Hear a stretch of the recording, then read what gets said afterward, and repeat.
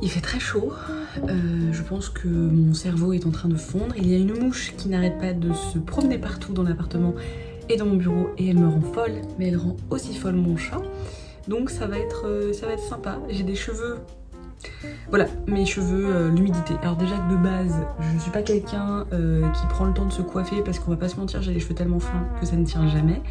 Mais alors en plus, quand il fait chaud et humide, mes cheveux... je pense que je suis le cauchemar d'un coiffeur, vraiment. Donc voilà. Après, on n'est pas trop dans un vlog beauté, donc c'est pas très grave. Je vais devoir le couper pour filmer. On n'en parle pas de ça.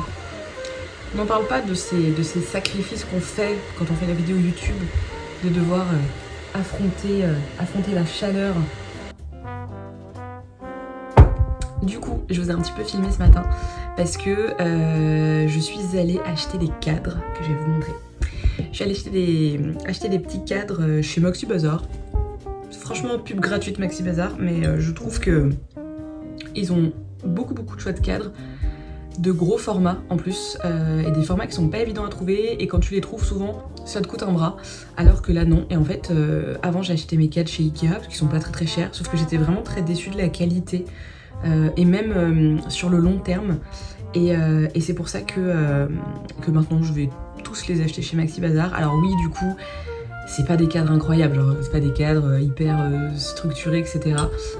J'ai pour projet en septembre de faire pas mal de petites brocantes, en tout cas j'aimerais bien, mais pour justement trouver des cadres, parce que j'adore le côté cadre ancien, et j'avais envie de varier un peu. Alors pour le coup, c'est très pratique les cadres Maxi Bazar, etc. Mais ce qui fait que du coup tu te retrouves avec une uniformité absolument partout. Et pour le coup, avant j'aimais bien, mais maintenant j'aime beaucoup moins. Donc du coup voilà, donc au début je voulais les peindre ces cadres, mais je me rends compte que ça serait peut-être plus intéressant de juste chiner des cadres comme ça, et qui ont une âme, tu vois. Après, à voir ce que je peux faire de ce qu'il y a à l'intérieur, des peintures, si je trouve des peintures jolies, je les conserve et tout. Mais du coup voilà, moi j'adore le côté patchwork de style, alors il faut quand même que ça colle. Et mon autre option, et si jamais faut que je me renseigne auprès d'une copine qui est une experte, du upcycling, et il faut que je lui demande si c'est possible. Mais j'aimerais bien sinon prendre de la pâte autodurcissante et voir si je ne peux pas faire des petites moulures sur mes cadres et styliser mes cadres déjà existants. C'est un peu ce que je peux avoir en tête si jamais je ne trouve pas mon bonheur en brocante. Et pourquoi est-ce que j'ai acheté des cadres? Parce qu'en fait, hier, je suis allée dans la meilleure galerie du monde, ma petite galerie d'art préférée de Paris, qui s'appelle la Slow Gallery, que je vous conseille mais tellement d'y aller.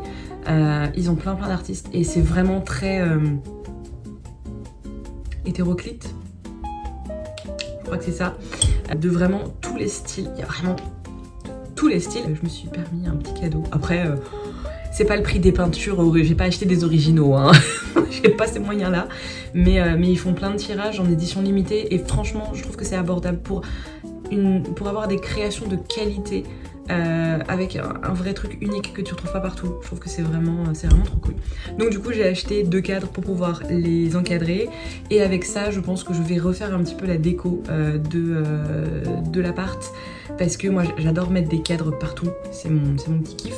J'en ai pas assez pour que ce soit vraiment énorme et que ça recouvre tous les murs, mais si je pouvais je le ferais.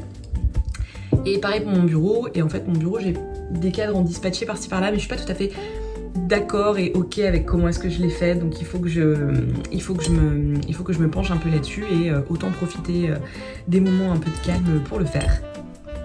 Comment je fais pour travailler si tu t'es mis sur ma tablette? Ça y est, elle a repéré une mouche. Bah oui, Boubou. Ah bah voilà, j'avais juste à demander. Salut. On est le lundi 5 août et je faisais une petite pause. J'avais envie de vous prendre un petit peu pour blablater, parce que j'avais des choses qui me trottaient dans la tête, et surtout pour vous parler un peu du fait que, comme je l'ai dit dans mon précédent vlog, j'ai vraiment envie de reprendre le dessin, et j'ai vraiment décidé de mettre en place une espèce de petite stratégie pour triquer mon cerveau et me remettre à dessiner sur mon carnet à croquis. Mais pour ça, il faut que j'ai du temps et de l'énergie et de la motivation. Et ça, la motivation, j'ai beaucoup de mal à la trouver. Parce que je suis vraiment quelqu'un très très sujet à la procrastination. Pas parce que j'ai la flemme et que je suis fatiguée, parce que justement j'appréhende beaucoup de me confronter à la réalité qui est, j'ai pas dessiné depuis longtemps. Donc ma qualité de dessin est vraiment moindre par rapport à avant. Donc forcément j'ai toujours un peu de mal à m'y remettre, et en plus de ça, moi j'admire beaucoup les artistes qui arrivent à dessiner un peu tout ce qui les entoure et qui arrivent à être facilement inspirés par ce qui les entoure. Moi c'est quelque chose que j'ai beaucoup de mal à faire. En fait je sais pas, je pense que je dois avoir un esprit qui se bloque très très vite, qui est un peu bête parce qu'autant mon imagination est vraiment débordante, mais quand il s'agit de passer à l'action du dessin, là bizarrement mon esprit, un rien va le bloquer. Et du coup j'ai décidé de faire ce que je fais à chaque fois que j'ai besoin d'inspiration et que j'ai besoin de motivation pour me relancer dans une tâche. Je fais une formation Domestika. Alors ce vlog n'est absolument pas sponsorisé par Domestika. J'adorerais. Franchement, c'est un de mes goals. Si un jour je décide de faire monter mes vlogs au point que ça devienne intéressant pour des marques pour me sponsoriser, sachez que Domestika, je les harcèlerai parce que vraiment, je sais pas combien de formations j'ai fait chez eux, mais j'adore. C'est un programme que j'adore. Et du coup, j'ai décidé là de suivre une formation.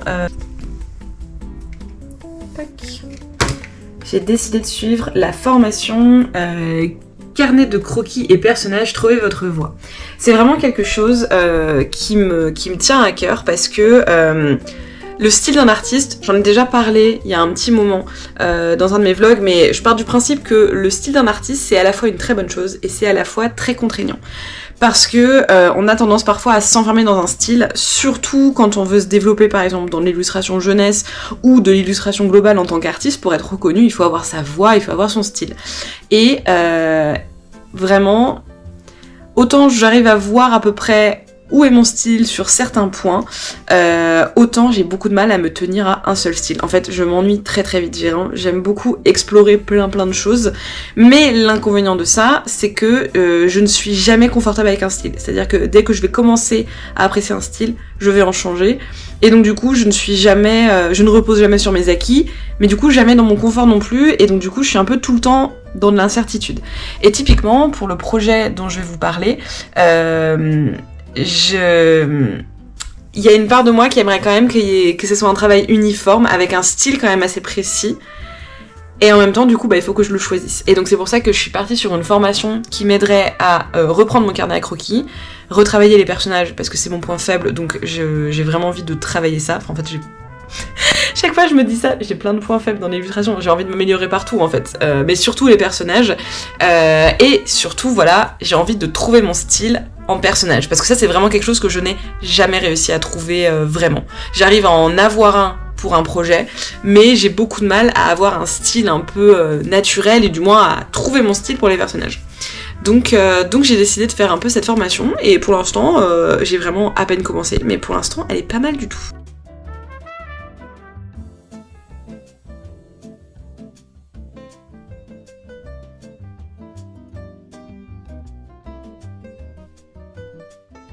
Les formations, Domestika, ça peut être n'importe quoi, hein. Ça peut être un challenge créa que vous voyez, ça peut être des tutos sur internet complètement gratuits et tout.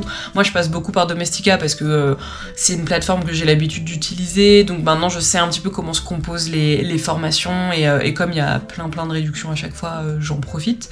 Mais c'est vraiment un espèce de médicament contre la page blanche en fait. Je me rends vraiment compte que quand j'ai vraiment du mal à me remettre à créer, c'est vraiment un petit shoot de créativité, le fait de plonger dans l'univers d'un autre artiste, le fait de piocher ce qui me plaît, ce qui me plaît pas, et le fait, en fait, ça me pousse aussi à travailler un peu comme des devoirs d'école en fait. Ça me pousse à travailler des choses que je n'arrive pas à travailler de moi-même ou parce que je sais pas par quel bout les prendre. Ça me donne en fait une directive. J'ai pas encore eu beaucoup le temps de m'y consacrer, mais j'ai vraiment hâte de savoir où ça va aller. Et c'est hyper intéressant parce que après on a chacun une façon de faire quand on dessine. Moi je sais que mon petit défaut, c'est que j'ai tendance en fait à me fier à ce que je vois.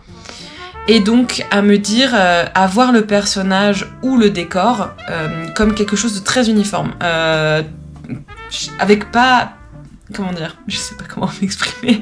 Mais en gros, j'ai pas une vision avec du relief. Je sais pas comment l'exprimer autrement. Alors qu'en fait, quand vous regardez un paysage, vous allez voir que cet arbre-là prend 30% de la structure, que cet homme-là a plutôt une tête grande ou un grand nez ou ce genre de choses. Et en fait, moi, j'ai tendance à plus me focaliser sur le comment je retranscris ça sur ma feuille, alors qu'il faudrait que je me dise, et c'est à ça que sert l'exercice, une fois que t'as retranscrit sur ta feuille comme tu l'as en face de toi, maintenant réfléchis. Est-ce que tu trouves pas que, ah bah là, il a des grandes jambes, ou là, il a une veste très grande, et bah ok, et une fois que t'as analysé tous ces détails-là, comment est-ce que tu peux, comment est-ce que tu peux utiliser ces détails-là pour rendre ton dessin et ce personnage-là significatif, qu'il ait son propre caractère.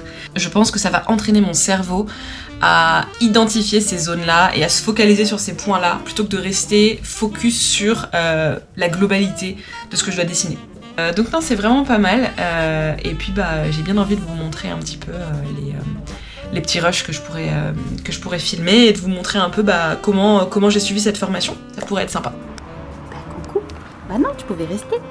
Tu pouvais rester.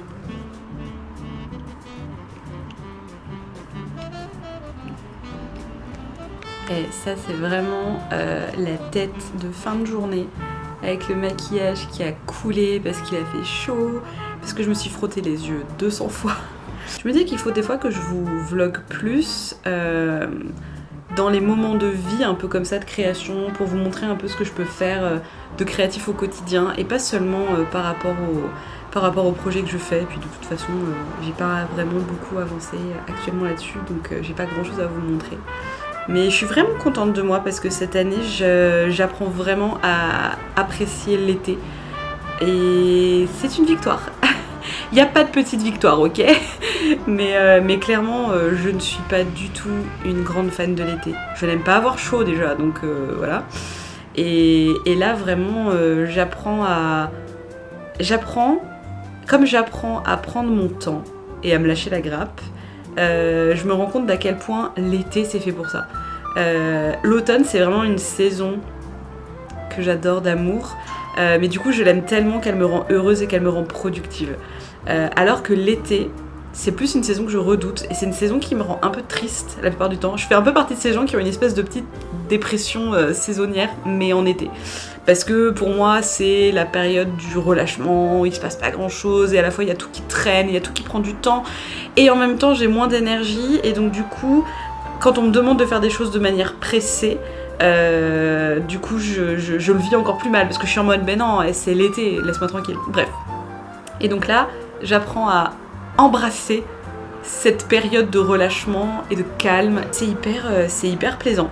Et donc voilà, donc là je profite d'une petite soirée solo pour continuer mon tricot et ça me fait beaucoup de bien. Bon, il est clairement pas terminé, hein. Je dois en plus cleaner tous les fils qui dépassent. Je dois finir de toute façon de base, mais là j'ai commencé à assembler les carrés et vraiment... Écoutez, pour une première, je suis plutôt fière. Pour une première en tricot, je suis assez fière de moi. J'apprends de mes erreurs, mais voilà. Je me suis dit que c'était l'occasion aussi de vous montrer un peu le côté slow de mon quotidien quand il y en avait, et il y en a en plus. Et j'avais envie de partager ce côté... c'est très agréable de réussir à profiter d'une saison, de se sentir aligné avec une saison. Je sais pas, c'est peut-être pas quelque chose que vous faites ou que vous avez l'habitude de vous dire, hein, j'en sais rien. C'est grave cool. C'est grave cool.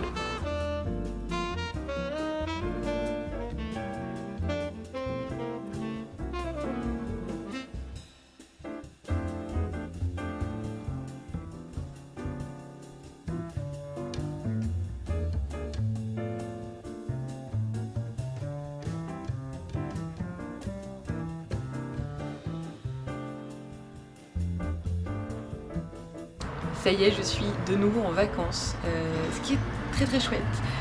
Donc je vais vraiment pouvoir me focaliser sur le dessin. C'est l'une des seules choses que je me suis obligée à faire pendant ces vacances-là. J'ai profité de les 2 premières semaines pour me reposer.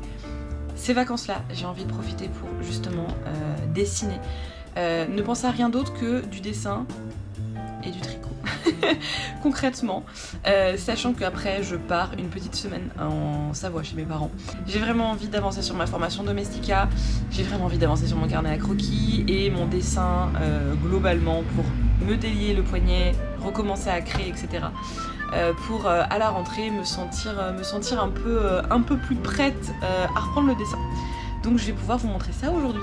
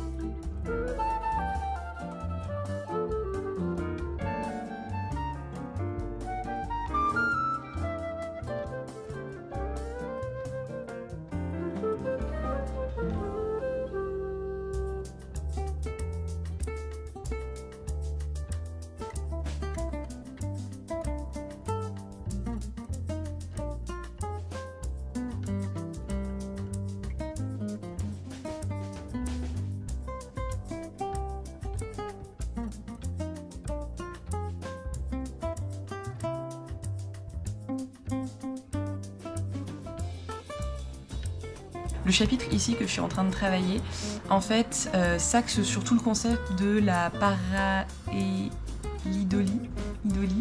Je ne sais pas le prononcer, je vais l'écrire. Vous savez, c'est le fait que on arrive à voir des visages parfois sur des objets.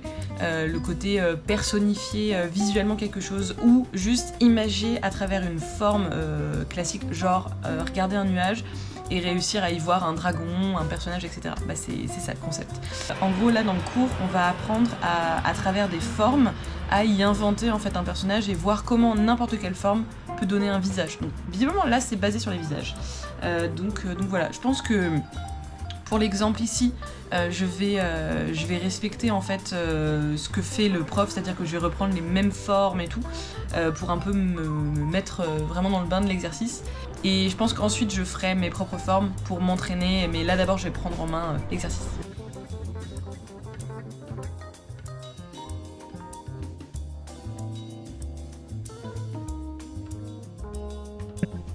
Hey.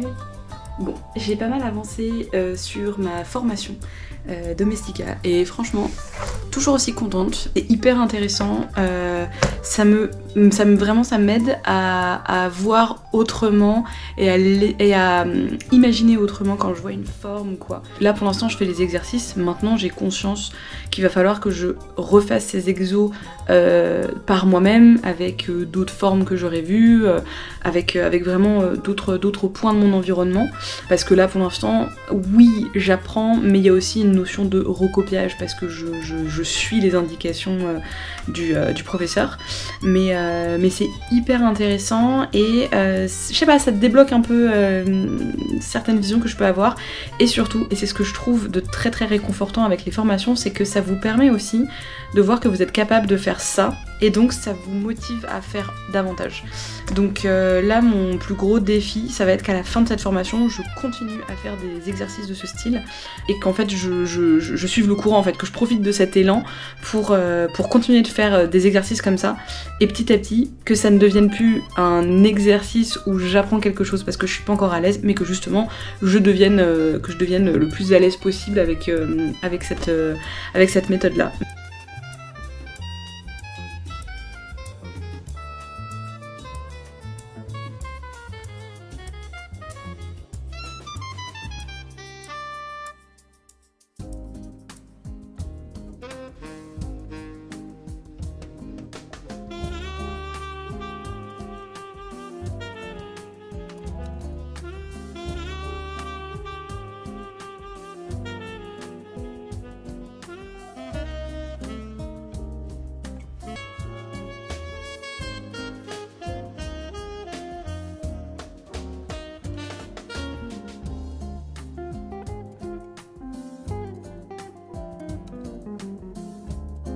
reprends en direct de chez mes parents, où je suis partie une petite semaine pour les vacances. Et c'était l'occasion pour moi de clôturer ce vlog parce que ça y est, j'ai terminé ma formation Domestika et du coup j'avais bien envie de vous faire en fait un petit récap et un peu une petite revue de ce que j'en avais pensé. Donc voilà, la formation Domestika est terminée. C'était vraiment, franchement, c'est une très très bonne formation. Il m'a manqué des petites choses, mine de rien. En fait, j'ai trouvé cette formation très très bien pour apprendre en fait à voir autrement la façon de dessiner. J'en ai déjà pas mal parlé dans les précédents plans, donc je vais pas revenir là-dessus. Mais c'est vrai que ça m'a vraiment permis de voir autrement ma création et ça me sort un peu de la zone de confort que j'utilise d'habitude quand je crée. Et c'est pas mal parce que du coup ça me force à adopter un style que je me pensais pas capable d'avoir et avec lequel je suis plutôt contente. Donc ça c'est vraiment chouette. Franchement, je suis très très contente au final de cette formation. Je suis très très contente du rendu et je suis assez impatiente de voir comment est-ce que je peux l'appliquer.